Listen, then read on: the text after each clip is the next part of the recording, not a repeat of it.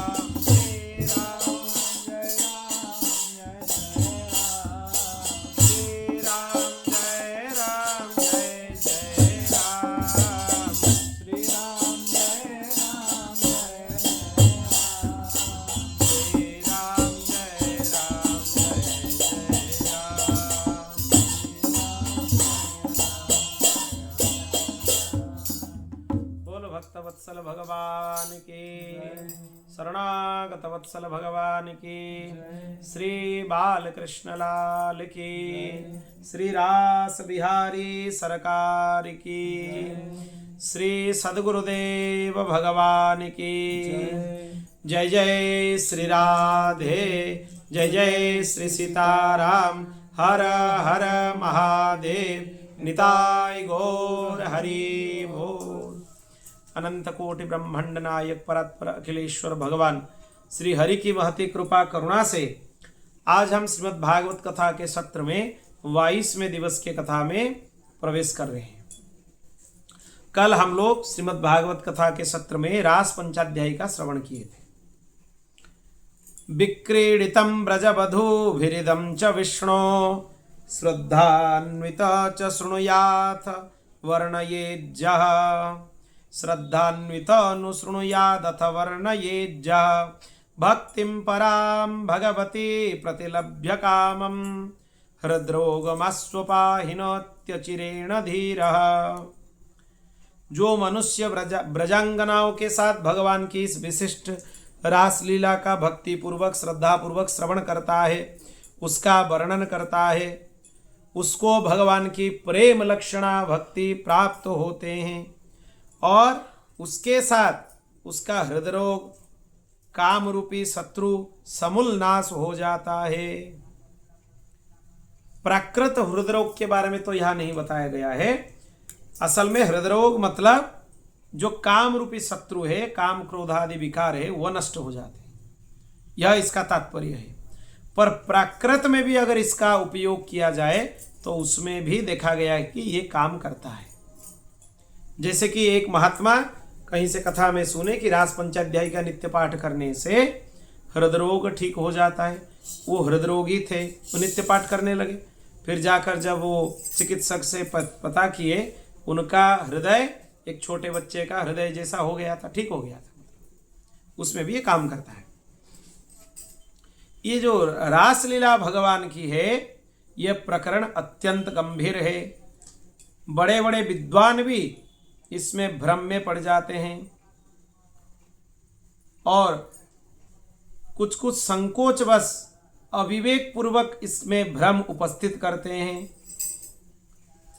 पूर्वाचार्यों ने इस पर काफी प्रकाश डाला है, बहुत सारे भाष्यों में, टीकाओं में इसके बारे में चर्चा किया है।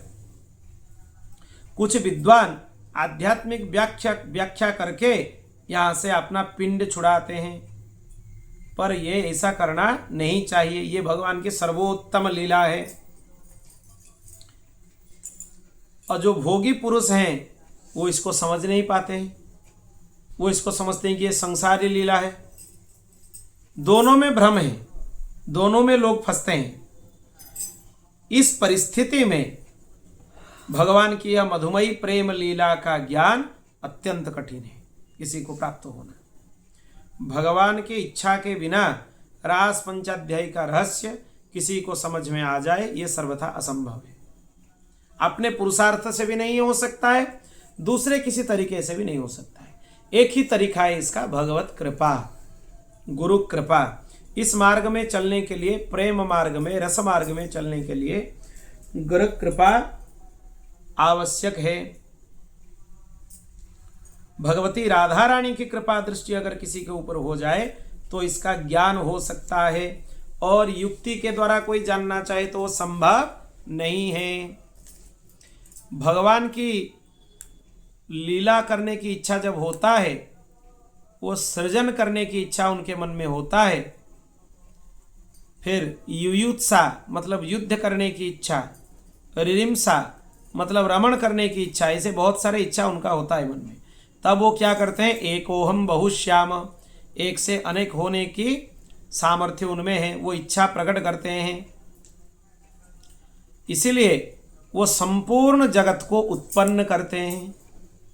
फिर जब युयुत्सा उनके मन में आता है, युद्ध करने की इच्छा, तब अपने द्वारपाल जय विजय के साथ 3 जन्म तक युद्ध के द्वारा उसका परिचय देते हैं, वो भी पूर्ण होता है उनका। फिर गोलोक में नित्य लीला में रत होते हुए जब रिरिम्सा उनके मन में आता है, रमण करने की इच्छा, तब भगवान अपने प्रधान शक्ति को साप दिलाकर यह लीला प्रारंभ करते हैं। यहाँ पर आने की लीला 3 इच्छा भगवान की होते हैं। शुश्रूषा मतलब सृजन करने की इच्छा, युयुत्सा मतलब युद्ध करने की इच्छा, और रिरिम्सा मतलब रमण करने की इच्छा। ये 3 तरह की इच्छा है। ये शब्दावली भी बहुत दार्शनिक है, आज तक शायद ये शब्दावली किसी ने नहीं सुना होगा। बहुत अद्भुत है। भगवान की 3 तरह की इच्छा है, युद्ध करना, सृजन करना और रमण करना। शुश्रूषा, युयुत्सा और रिरिम्सा। इसमें जीवों के कल्याण के लिए भगवान आते हैं। एक दिन दैवी योग से नारद जी से ब्रह्मादि देवता काम के ऊपर विजय नहीं पा पाए। फिर कामदेव किसके पास गए? नारद जी के पास। नारद जी के साथ कामदेव का भेंट हो गया। तो कामदेव बोले, नारद जी आप हमारे प्रभाव देखे, हमने 3 लोकों पर विजय प्राप्त कर लिया, मुझसे लड़ने वाला कोई दिखता ही नहीं है। नारद जी ने कहा, कंस आदि दुष्ट राजाओं के भार से पीड़ित पृथ्वी के उद्धार के लिए भगवान अवतार लेने की प्रतिज्ञा किए हैं। अगर तुम्हें इतने अहंकार है अपने विजय पर, तो उनसे जाकर युद्ध कर लो और अपने खुजली मिटा लेना चाहिए तुम्हें। कामदेव को नारद जी बोले।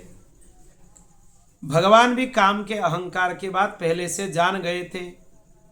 एक दिन लीला के क्रम में भगवान गोलोक में बिरजा गोपी के यहाँ चले गए। रासेश्वरी राधा रानी जब ये समाचार सुने, उन्हें मान का संचार हो गया। भगवान अपने प्रियतमा को मनाने के लिए उनके घर गए और बड़े प्रेम से अतीव कोमल उनके चरण कमल को सुहराते हुए उन्हें मनाने लगे। जिसके लिए जयदेव गोस्वामी लिखे देही पद पल्लव मुदारम स्मरगरण खंडलम मम शिरसि मंडनम देही पद पल्लव मुदारम, वही लीला है ये। उनका कोप तो कुछ शांत हो रहा था, पर सुदामा गोप आकर कुछ असंबद्ध बात कर दिए, इसीलिए फिर श्री जी कुपित हो गई और बोली, क्या रे सुदामा, तू तो असुरों की तरह बात करता है, अतः तू असुर हो जा।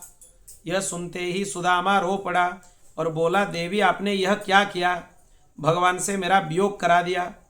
मैंने तो परिहास में यह कहा था, वियोग के कष्ट आपको अनुभव नहीं है, इसीलिए आप हमें शाप दे दिए। आपको भी विरह का अनुभव होना चाहिए। भगवान करे कि आपको भी 100 वर्ष तक भगवान के वियोग दुख भोगना पड़े। यह कहकर सुदामा गोलोक से चल पड़ा। ये गोलोक का बात है, ये जो घटना है। रासेश्वरी राधा रानी उसके जाते ही, पुत्र कहाँ जाते हो, कहाँ जाते हो बोलने लगे।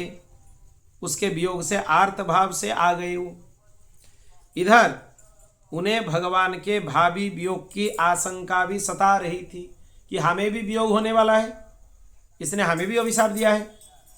वो विकल हो रहे थे और भगवान को बोलने लगे, हे भगवान, मेरा भी आपसे वियोग ना हो और ये सुदामा भी आपको छोड़कर यहाँ से ना जाए, कुछ उपाय कीजिए। भगवान के गले में लिपटकर रोने लगी राधा रानी। भगवान उनको समझाते हुए बोले, प्रिय, चिंता करने की कोई बात नहीं, तुम दोनों ही भूलोक में चलकर मधुमयी लीला करेंगे। पृथ्वी भार से पीड़ित हो रही है, उसका भार उतारना है। काम का भी बहुत ज्यादा अहंकार हो गया है, सबके ऊपर विजय प्राप्त कर लिया, उसके अहंकार को भी नष्ट करना है। वो उन्मत्त होकर मुझसे लड़ने के लिए प्रतीक्षा कर रहा है और जितने देव देवियां हैं वो गोप गोपियां बनकर, गोमाताएं बनकर हमारे आगमन की प्रतीक्षा कर रही है। वृंदावन चिन्मय धाम बन गया है, साक्षात गोलोक ही मर्त्य में वृंदावन के रूप में प्रकट हुआ है, जो नित्य गोलोक है। नित्य साकेत ही अयोध्या के रूप में प्रकट हुआ है। नित्य वैकुंठ ही 8 रूप में प्रकट हुआ है, 8 वैकुंठ है। उनमें से सर्वप्रधान बोला जाता है श्री बद्रीनाथ जी को, और दिव्य देश तो बोला जाता है, रामानुज संप्रदाय में है 108 दिव्य देश है। दक्षिण भारत में बहुत सारे हैं, उनमें से वहां पर प्राकृत मनुष्यों की गंध भी नहीं है। संभवंतु सुरस्त्रिया न मानुष्य कथंचन, इसलिए गोलोक में अनवरत होने वाली रासलीला की एक झांकी वहां भी आवश्यक हो गई है। यहाँ तो नित्य चल रहा है, वो जो मर्त्य वृंदावन है, मर्त्य गोलोक है, वहां भी होना चाहिए। प्रश्नी और सुतपा को हमने जो वर दिया है उसको सार्थक भी करना है। वो दोनों देव की वसुदेव बनकर उत्पन्न होंगे। द्रोण नामक वसु और उनके पत्नी धरा नंद यशोदा के रूप में प्रकट होंगे। नंद और गोप उनके स्त्रियां, वसुदेव आदि उनके स्त्रियां, ज्ञाति बंधु सुहृत, ये सब नंद वसुदेव के कुल में उत्पन्न होंगे। सर्वे वै देवता प्रायः उभयोरपि भारत, कंस काक ये सब दैत्य के रूप में उत्पन्न होंगे। प्राणेश्वरी यह साप नहीं है, साप के ब्याज से विश्व निमित्त ये वरदान है। अगर नित्य गोलोक से भगवान ना आते, उनके दिव्याति दिव्य लीला का रहस्य रस इस लोक में प्रकट हो सकता है क्या? भगवान आए इसीलिए प्रकट हुआ। इसमें अवगाहन करके सबके पाप ताप मिट जाएंगे। मैं भी तुम्हारे विरह के मोहन महाभाव मोहदधि में गोते लगाकर कृतार्थ हो जाऊंगा। ये महाभाव है, विरह ही भाव है। संयोग से वियोग ज्यादा महत्वपूर्ण है। सुदामा तो गोलोक के यहाँ क्रीड़ा कर कर शीघ्र लौट आएगा, तुम व्यर्थ शोक ना करो। इस प्रकार राधा रानी रासेश्वरी अवतीर्ण होने और उस अवतीर्ण होंगे और उनके नित्य रास नित्य निकुंज की एक झांकी जगत को अवश्य मिलने वाला है। उसकी भी भूमिका प्रस्तुत हो रहा है। श्री हरि के अंश से वृषभानु गोप और पितरों की मानसी कन्या कलावती कीर्तिदा गोपी के रूप में प्रकट हुई। यथा समय दोनों का विवाह संपन्न हुआ। किनका? वृषभानु जी का और कीर्तिदा माता का। फिर भाद्रपद कृष्ण अष्टमी बुधवार को अर्धरात्रि में श्री कृष्ण भगवान प्रकट हुए और भाद्र शुक्ल अष्टमी चंद्रवार मतलब सोमवार को, राधा रानी का जन्मवार सोमवार है, ठाकुर जी का बुधवार है, सोमवार को मध्याह्न काल में भगवती राधा रानी प्रकट हुई। और देवर्षि, यहाँ पर एक मतांतर है, कुछ शास्त्रों में मध्याह्न है और कुछ शास्त्रों में ब्राह्म मुहूर्त है, इसलिए दोनों ही मान्य है। जो अपने संप्रदाय के हिसाब से, आचार्यों के हिसाब से करें, दोनों ही कर सकते हैं। और अधिकंतु अधिका फलम, अधिकंतु अधिकस्या फलम, दो भी कर सकते हैं। मध्याह्न व्यापिनी भी कर लीजिए और प्रातः काल भी कर लीजिए। और ऐसे ही दोनों प्रकट हुए, राधा रानी प्रकट हुए। अब उनके दर्शन के लिए व्याकुल हो ब्रज की गलियों में इधर उधर घूमते थे भगवान। एक दिन दैवी योग से वृषभानु के प्रसाद के नीचे जाकर पहुंचे। वो प्रसाद भगवान को खींचने लगा, भगवान उसके अंदर चले गए और वहां पर किशोरी जी का वहां पर दर्शन हुआ। किशोरी जी अपने आंख नहीं खुली थी, जब श्री कृष्ण का दर्शन हुआ सबसे पहले आंख खोलकर सबसे पहले श्री कृष्ण का ही दर्शन किए। श्री राधा कृष्ण भगवान की। नंद जी श्री कृष्ण को प्रेमवश गोद में लिए सघन वन में चले गए। वहां अकस्मात आंधी आ गई, भीषण वर्षा भी प्रारंभ हो गया। इस दशा में बालक की रक्षा कैसे हो, वो विचार करके आर्त भाव से नारायण का स्मरण किए, नारायण रक्षा करो। उसी समय वहां पर एक तेजोमय प्रकाश फैल गया संपूर्ण वन में और उसमें एक किशोर अवस्था की अतीब सुंदर बालिका दिखाई पड़ी। उसका अद्भुत सौंदर्य देखकर नंद जी स्तब्ध रह गए। उन्हें गर्ग जी का वचन स्मरण हो गया। उन्होंने उनको तुरंत राधा समझकर सिर झुकाकर प्रणाम किया और बोले, देवी आओ, इन्हें ले आओ, ये तुम्हारे प्रियतम हैं, इन्हें घर ले जाकर यशोदा रानी को दे देना। भगवती राधा रानी को सौंप दिए श्री कृष्ण को नंद राजा। तब तक मैं थोड़ा गौओं को संभाल कर ले आता हूँ। राधा जी श्री कृष्ण को गोद में लेकर गहवर वन में प्रविष्ट हो गई, गहन वन में प्रविष्ट हो गई। वही वृंदावन की भूमि गोलोक की दिव्य रासमंडल प्रकट हो गया। श्री राधा रानी नंद पुत्र को लिए उसी मंडप में चली गई। सहसा भगवान राधा रानी की गोद से अंतर्हित होकर चले गए। फिर वो इधर उधर ढूंढने लगी। इतने में नित्य किशोर मूर्ति भगवान श्री कृष्ण सामने आ गए। नित्य किशोर नित्य किशोरी का रास होने वाला है। इनके मन में प्रेमोल्लास प्रकट हो गया। गोलोक की सारी बातें भूल गई। क्या तुम्हें कुछ स्मरण नहीं है? क्या बोले थे हमें? पूछने लगी, मुझसे कुछ भूल हो गया है क्या? फिर ऐसे ही चर्चा हो रहा था। योग माया से प्रेरित होकर ब्रह्मा जी वहां पर आकर पहुंच गए। वो लोग घूमते घूमते कहां पर जाकर पहुंच गए? भांडिरवट में पहुंच गए, जहां हम दर्शन किए थे। भांडिरवट का नाम कितना बार आया है, देखिए, अद्भुत स्थल है वो।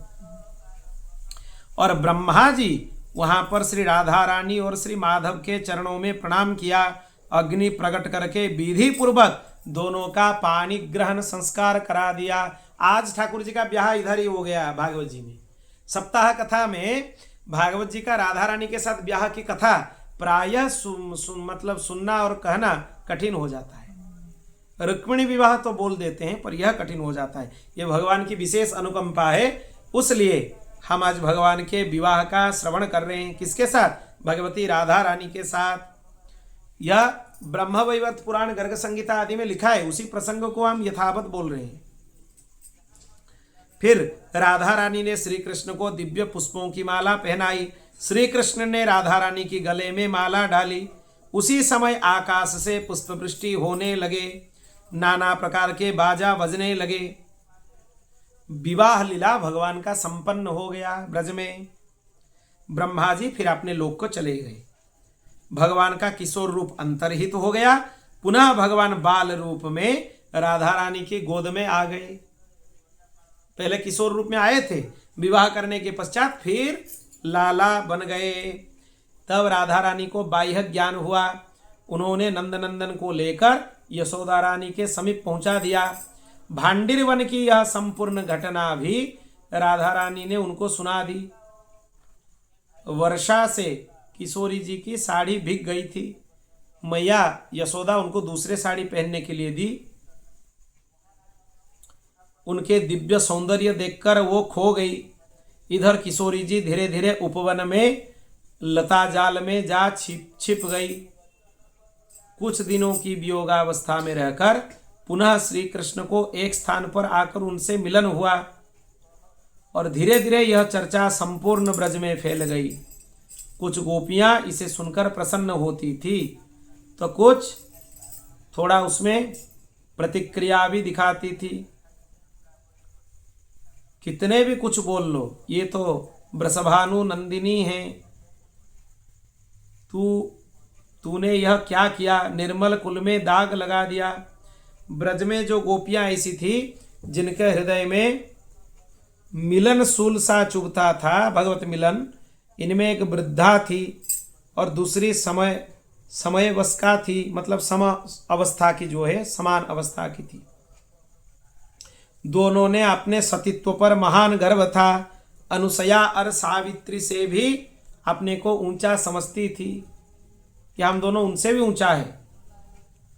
और भांति भांति के प्रश्नों से किशोरी जी की भर्त्सना कर रही थी, उन्हें लज्जित किया करती थी। किशोरी जी का यह संसार तो दूसरा ही था। उनके रोम रोम में श्री कृष्ण थे। मान अपमान इनका कोई भाव उनके ऊपर नहीं होता था। ऐसे प्रश्न सुनकर केवल रो देती थी। और जब चारों तरफ यह चर्चा फैल गई तो वहां के अधिष्ठात्री देवी वृंदा देवी से रहा नहीं गया और उन्होंने एक दिन रोकर भगवान से अपनी यह व्यथा सुनाई। उसे सुनते ही भगवान के भी नेत्रों से अश्रु दो बूंद गिर पड़े। वृंदा समझ न पाई कि श्री कृष्ण इसका क्या प्रतिकार करेंगे। योग माया तो उनके और झांकी, उनके जितने भी लीला की झांकी यह बनाते हैं। तुरंत अभिप्राय जानकर उसने दृश्य बदल दिया।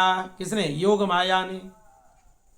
वहां पर जो दृश्य पट था उसको बदल दिया और एक दूसरे से खेल प्रारंभ किए। राधा रानी, उनके सखियां, श्री कृष्ण और उनके मित्रों। फिर नंदलाला मणिजटित आंगन में खेलते खेलते सहसा गिर पड़े, तत्क्षण मूर्छित हो गए और नंद यशोदा यह देखकर चित्कार करने लगे। बहुत सारे लोग वहां पर एकत्रित हो गए। यशोदा श्याम सुंदर को गोद में उठाकर बोलने लगी, हाय मेरे नीलमणि, क्या हो गया तुझे? अरे मेरे लाला का तो संपूर्ण अंग जल रहा है, नाड़ी धक धक करती चल रही है, आंखें भी नहीं खुलती है। नारायण नारायण, मेरे लाला की रक्षा करो, क्या हो गया मेरे लाला को? भगवान मूर्छित हो गए। ये प्रेम मूर्छा है भगवान की। उसी समय यह समाचार फैल गया, जो इसको स्वस्थ कर देगा उसको मुंह मांगी पुरस्कार मिलने वाला है। वैद्यराज आए, बहुत लोग आए उनको ठीक करने के लिए, पर कुछ नहीं कर पाए। फिर वैद्यराज बोले, जल्दी से एक सोने की नई कलश ला दो, उसमें जल मंगाना होगा। कलश जो कलश है वो तत्क्षण आ गई। वैद्य ने एक कील से उसमें सहस्त्र छिद्र बनाए।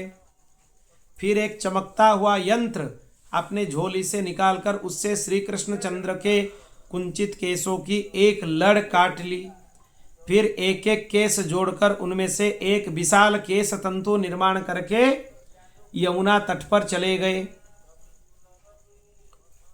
उसको एक तमाल के वृक्ष में यमुना पल्ली पार बांध दिया।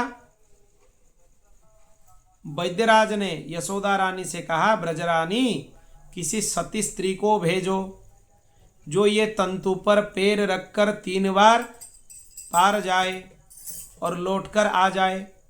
फिर चौथी बार इसी छिद्रपूर्ण कलसी में पार का यमुना जल भरकर श्री कृष्ण के समीप ले आए। उससे ये लाला सुस्त हो जाएंगी। ये भगवान लीला कर रहे हैं। क्यों कर रहे हैं? उन दोनों को अपने सतीत्व की बहुत अभिमान थी। एक वृद्धा और दूसरा युवती। वो सतियों का आवाहन किए, परंतु कुछ नहीं हुआ उनसे। सब कर दिए, फिर कुछ नहीं हुआ। जब राधा रानी के तरफ सब लोग देखने लगे, कुछ लोग बोलने लगे, इनसे कैसे होगा, ये तो कलंकिनी है। इसी प्रकार सब लोग राधा रानी की तरफ देखने लगे और राधा रानी के द्वारा श्री कृष्ण की चेतना लौटकर आ गई। मतलब वो परम सती हैं। और जो यंत्र रखे थे वैद्यराज, उसमें 2 अक्षर लिखा हुआ था। क्या लिखा था? राधत्यैवं च संसिद्धा राकारो दानवाचक धा निर्वाणं च तद्धात्री तेन राधा प्रकीर्तिता। राधा, यह 2 शब्द लिखी हुई थी। राधा रानी के नाम लिखी हुई थी। अद्भुत है। उसी से ही ठाकुर जी ठीक हो गए। राकार दानवाचक है और धाकार निर्वाण वाचक है। इसीलिए राधा नाम की महिमा बहुत ज्यादा है। परम धन राधा श्री राधा, श्री राधा परम धन श्री राधा, श्री राधा जीवन धन राधा, राधा राधा राधा राधा जीवन धन राधा, राधा राधा राधा राधा परम धन राधा, राधा राधा राधा राधा परम धन राधा, राधा हमारो धन राधा श्री राधा, श्री राधा हमारो धन राधा श्री राधा, श्री राधा हमारो धन राधा श्री राधा, श्री राधा हमारो धन राधा श्री राधा, श्री राधा परम धन राधा, राधा राधा राधा राधा परम धन राधा, राधा राधा राधा जीवन धन राधा, राधा राधा राधा राधा जीवन धन राधा, राधा राधा राधा राधा हमारो धन राधा श्री राधा, श्री राधा हमारो धन राधा श्री राधा, श्री राधा श्री राधा रानी की। गोप्यस्तु श्रुतयोग्येया ऋत्विजा गोपकन्यका देवकन्याश्च राजेंद्र न मानुष्य कथंचन। गोपकन्याएं कौन थी? पद्म पुराण में 4 प्रकार की गोपियों का उल्लेख किया गया है। एक समय वेदों ने मूर्तिमान होकर वैकुंठ में भगवान की स्तुति करने चले गए। इससे प्रसन्न होकर भगवान उनको बोले, कुछ वर मांगो। श्रुतियों ने कहा, आपका कोटि कंदर्प से भी सुंदर श्री विग्रह देखकर हमारा मन काम से क्षुभित हो रहा है, कामिनी भाव मन में उत्पन्न हो रहा है। हम लोग आपकी गोपियां बनने की कामना मन में रखते हैं, इसको आप पूर्ण कीजिए। भगवान बोले, सारस्वत कल्प में जब ब्रह्मा सृष्टि करने के उद्यत होंगे, वेदों की ऋचाएं, मंत्रात्मक ऋचाएं गोपी बनकर प्रकट होंगी। आप समझ लीजिए, वेद की मंत्र गोपी बनी है। गोपी कोई साधारण नारी नहीं है। यह पद्म पुराण में लिखा गया है। भगवान अपने श्रुति रूपी पत्नियों के साथ क्रीड़ा कर उनके मनोरथ पूर्ण किए। यह प्रसंग वेद स्तुति जो भागवत जी में है उसके 10वें श्लोक में लिखा गया है। और दूसरे श्रेणी जो गोपियां हैं वो ऋषिजा हैं, जो मुनि से कन्याएं उत्पन्न हुए हैं। जब भगवान श्री राम दंडकारण्य गए थे, उनके सौंदर्य पर मुनियों का मन क्षुब्ध हो गया। तब उसी जन्म में उस विग्रह का अंग संग करना चाहते थे, पर वह संभव नहीं है। भगवान राम मर्यादा पुरुषोत्तम है। तब से वो लोग तीव्र तपस्या करके गोपी बनने की, उनके कांता बनने की इच्छा से तपस्या में लीन हो गए। सब रास मंडल में सम्मिलित हो गए। कहाँ लिखा है? पद्म पुराण के उत्तरखंड में लिखा है। पुरा महर्षयः सर्वे दंडकारण्यवासिनः रामं दृष्ट्वा हरिं तत्र भोक्तुमैच्छन्सु विग्रहं ते सर्वे स्त्रीत्वमापन्नाः समुद्भूतश्च गोकुले हरिं संप्राप्य कामेन ततो मुक्ता भवार्णवात्। यह लिखा हुआ है, जिसकी व्याख्या हम किए। तीसरी श्रेणी की गोप कन्याएं कौन हैं? तीसरी श्रेणी की गोप कन्याएं साक्षात गोपियां हैं। वो जनकपुर की कन्याएं राम जी के रूप के ऊपर मोहित हो गए। जब जनकपुर राम जी गए थे, राम जी का दर्शन करके उनके रूप सौंदर्य से मोहित हो गए। और जब राम जी वहां पर मिथिला छोड़कर आ गए, उनके विरह में ये लोग व्याकुल हो गए, खाना पीना भी छोड़ दिए। मिथिला के नारी भगवान श्री राम के प्रेम से वो लोग आकृष्ट हो गए। भगवान एक दिन उनको स्वप्न में दर्शन दिए राम जी, और बोले इस जन्म में आपसे विवाह होना संभव नहीं है, क्योंकि हम मर्यादा पुरुषोत्तम हैं। अगले जन्म में जब हम श्री कृष्ण बनेंगे, आप सबके इच्छा पूर्ण करेंगे, आप सब हमारे गोपी बनेंगे। ये तीसरी कथा है। राम जी से दो कथा जुड़ा हुआ है, एक तो उनके वनवास काल की है, दूसरा मिथिला की है। और इसीलिए यहां पर दोष की कल्पना नहीं करना चाहिए। और एक गोप कन्याएं प्रत्यक्ष हैं, जो भगवती कात्यायनी का व्रत करके भगवान को प्राप्त करने की मनोरथ किए थे। असल में वो लोग देव कन्याएं हैं। आकाशवाणी सुनकर ब्रह्मा ने भगवान का आदेश देवताओं को जब बताया भगवान आएंगे, तब देव कन्या ने चाहा, जितने देव कन्या थे, हम लोग भी भगवान के कांता बनेंगे। वो लोग गोपी बन गए। ये चतुर्थ श्रेणी की गोपियां हैं, 4 प्रकार की है। एक तो वेद की मंत्र हैं, दूसरे ऋषि मुनियों हैं जो राम अवतार में दंडकारण्य में आए थे, और तीसरे जो मिथिला के नारियां हैं, कन्याएं हैं, वो हैं, और चतुर्थ में देव कन्या हैं। ये 4 प्रकार की कथा कहाँ मिलते हैं? पद्म पुराण में मिलते हैं। और एक चीज यहाँ पे है, ये कोई परकिया प्रीति नहीं है। इन्होंने भी गांधर्व विवाह के द्वारा भगवान को अपने पति बनाए। इसीलिए यहाँ पर कोई दोष दर्शन नहीं करना चाहिए। यह भी लिखा है, गांधर्व विवाह किए हैं। परस्परानुरोधेन कन्यायश्च वरस्य च गांधर्व इति संप्रोक्त विवाह संगमे सति। लिखा है। चंद्रमा भगवान के स्वरूप हैं, उनकी 16 कलाएं हैं। उनके 16 कलाएं 16,000 गोपी बन के ब्रज में प्रकट हुई थी। उनके साथ भगवान वहां पर विहार किए। ये कहाँ लिखा है? ये स्कंद पुराण के प्रभास खंड में लिखा है। 16 सहस्राणि गोप्यस्तत्र समागतः हंस एव मतः कृष्ण परमात्मा जनार्दनः। यह लिखा हुआ है वहां पे। ब्रह्म वैवर्त पुराण कृष्ण जन्मखंड के 28वें अध्याय में गोपियों के अनुसार 33 गुण रास मंडल में आए। एक बार भगवान सुमधुर वेणुनाद कर रहे थे। जब भगवती रासेश्वरी वहां पर नहीं आई, भगवान पुनः वेणुनाद किए।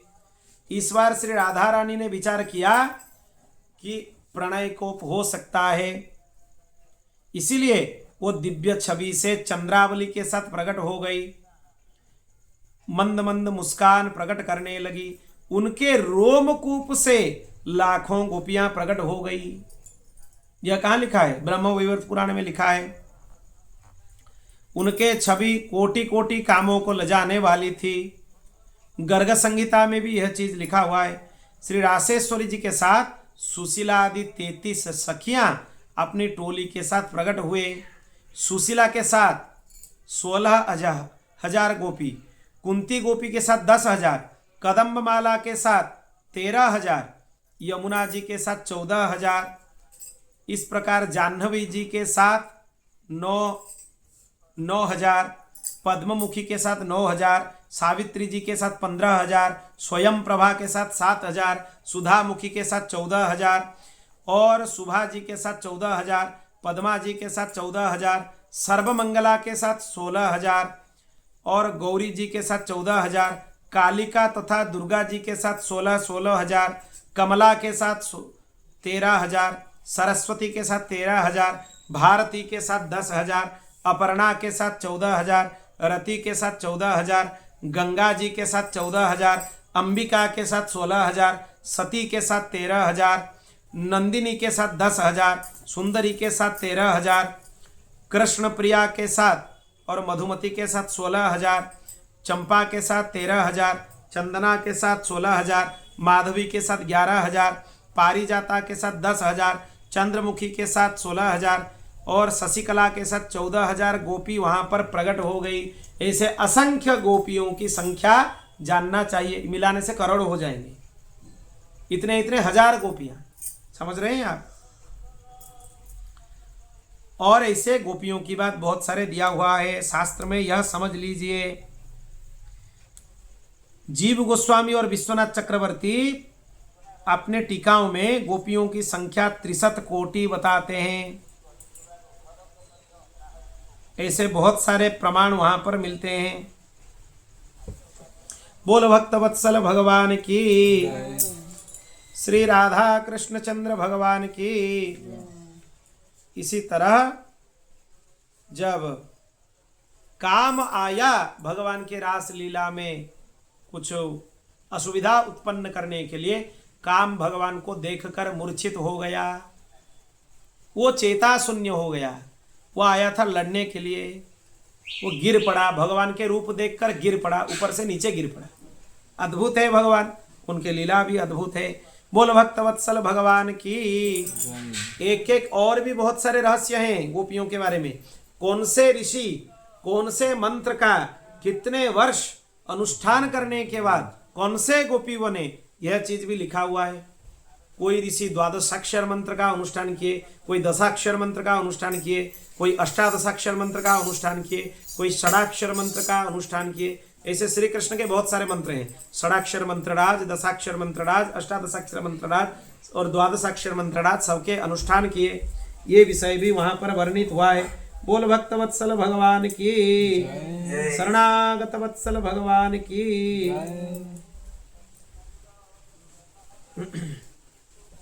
अब देखिए, भगवान सुदर्शन और शंखचूड़ का उद्धार किए। विद्याधरों के अधिपति सुदर्शन को साप से मुक्त किए।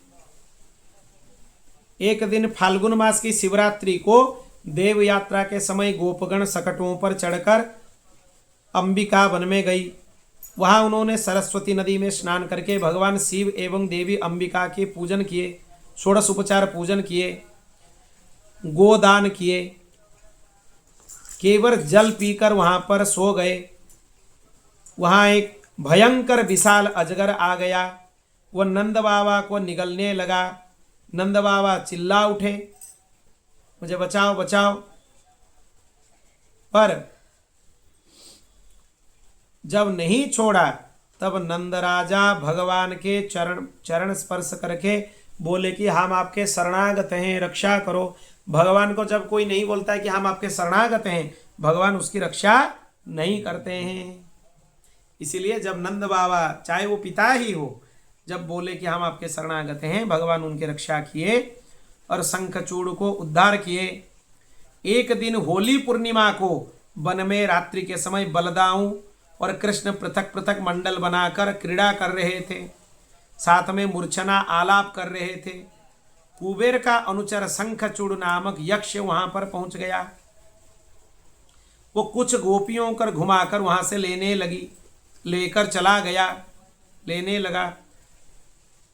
उस समय सब त्रस्त होकर भगवान को स्मरण करने लगे। भगवान उसके पीछे दौड़ने लगे। फिर शंखचूड़ का भगवान उद्धार किए और इनके ऊपर कृपा किए। ये श्रीदामा नामक गोप था गोलोक में। कौन? ये शंखचूड़। एक समय भगवान के लीला के लिए अपनी पत्नी बिरजा के साथ वो वहां पर सामने आ गया। राधा रानी का मान संचार हुआ। भगवान समझ गए कि श्रीधामा के साथ वो निकुंज गए और दोनों के बीच में कुछ बातें होने लगा। फिर अभिशाप मिल गया श्रीदामा को। श्रीदामा कुबेर जी का अनुचर बन गया। वही उसका नाम शंखचूड़ हुआ। बाद में उसका उद्धार भगवान किए। फिर भगवान श्री कृष्ण गो चराने लगे। उस समय गोपियां स्वागता छंद से भगवान की स्वागत गान कर रही थी और युगल की स्मरण कर रही थी गोपियां राधा कृष्ण की। इसको युगल गीत बोला जाता है भागवत जी में। बाम बाहु कृत बाम कपोलो बल्गित भ्रूरधरार्पित वेणुं कोमलांगुलिभिराश्रित मार्गं गोप्य इरायति यत्र मुकुन्दः व्योमयानवनीताः सह सिद्धैर्विस्मिता तदुपधार्य सलज्जा काममार्गण समर्पितचित्ता कस्मलं ययुरपस्मृतनिभ्यः। बोल भक्तवत्सल भगवान की जय। श्याम सुंदर जब वाम बाहु पर कपोल टेक अधोष्ठ पर रखी वेणु के छिद्रों को कोमल उंगलियों से दबाकर भ्रू चला से हुए स्वर निकालते हैं, तब उस समय विमान पर बैठी देवांगनाएं आश्चर्यचकित हो जाती। काम से व्याकुल होकर अपने शरीर का वस्त्रों का भी उनको भान नहीं रहता है। ब्रज की गोमाताएं सांड मृग जितने दूर दूर से होते हैं वो सब आकृष्ट होकर आ जाते हैं और इनका वंशी का नाद सुनकर मुंह में अपने मुख में कोई घास दबाकर ऐसे ही रह जाती है, सुनती रहती है गोमाताएं। अद्भुत है। सारस हंस पक्षी ये सब उनके वेणुगीत सुनने लगते हैं। अद्भुत हैं। मेघ भी मंद मंद गर्जना करके जल बिंदु रूपी पुष्पों से वर्षा करके छाया कर देते हैं। देखिए इस प्रसंग का चर्चा हो रहा है, मंद मंद वृष्टि भी हो रहा है। अद्भुत है भगवान की लीला। इंद्र आदि देवता वेणु के राग का भेद न जानकर चकित हो जाते हैं। इसी प्रकार भगवान की लीला गान करती रहती है गोपियां। भगवान अरिष्टासुर का भी उद्धार किए। वो एक विशाल सांड का रूप धारण करके ब्रज में आया। उसका शरीर बहुत बड़ा था। भीषण शब्द करके पृथ्वी को खोदने लगा। उसी समय इतना भयंकर था, वो इधर उधर घूमने लगा। सब गोपियां उससे डर गई। फिर वो नंदलाला को ताल कर बड़ी तेजी से झपटा। कन्हैया ने झट उनके 2 सिंग को पकड़ लिए। उससे 18 पैर पीछे ले जाकर ढकेल दिया। कितना बल है कन्हैया की, देखो 18 पैर पीछे ले गए उसको। फिर धड़ाम से पृथ्वी पर गिर पड़ा। उसका सारा शरीर पसीना पसीना हो गया। भगवान उसके ऊपर फिर झपेटे। उसके गले दबाकर उसको निचोड़ दिए। उसके सींग उखाड़कर उसी से उसके ऊपर प्रहार किए। उसके मुंह से खून निकलने लगा। खून के फव्वारे छूटने लगे। उसी से वो प्राण त्याग कर सीधे भगवान के धाम में चला गया। बोल भक्त वत्सल भगवान की। ऐसे ही अरिष्टासुर का उद्धार किए। पहले जन्म में ये बरतंतु नाम के बृहस्पति जी के शिष्य था। उनके पास पढ़ने के लिए गया और पैर फैलाकर उनके सामने बैठ गया। उसके यह आचरण से बृहस्पति कुपित हो गए। गुरु के सामने कभी पैर फैलाकर बैठना नहीं चाहिए।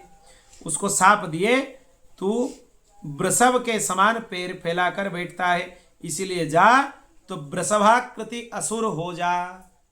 वृषभ जैसा दिखेगा पर असुर होगा। वही अरिष्टासुर बन गया था। भगवान उसके उद्धार किए। आगे भगवान केसी और व्योमासुर के भी उद्धार किए और आगे की कथा यहाँ से हम कल श्रवण करेंगे। भगवान कैसे उनका उद्धार किए, फिर अक्रूर जी कैसे आए मथुरा लेने के लिए, आगे की चरित्र भगवान की यहाँ से हम श्रवण करेंगे। बोल भक्त वत्सल भगवान की। गोविंद जय जय गोपाल जय जय गोविंद जय जय गोपाल जय जय राधा रमण हरि गोविंद जय जय राधा रमण हरि गोविंद जय जय गोविंद जय जय गोपाल जय जय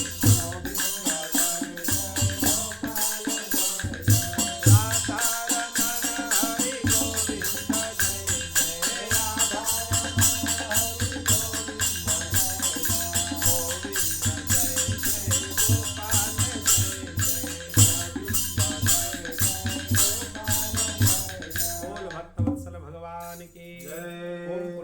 पूर्णमिदं पूर्णात् पूर्णमुदच्यते पूर्णस्य पूर्णमादाय पूर्णमेवावशिष्यते।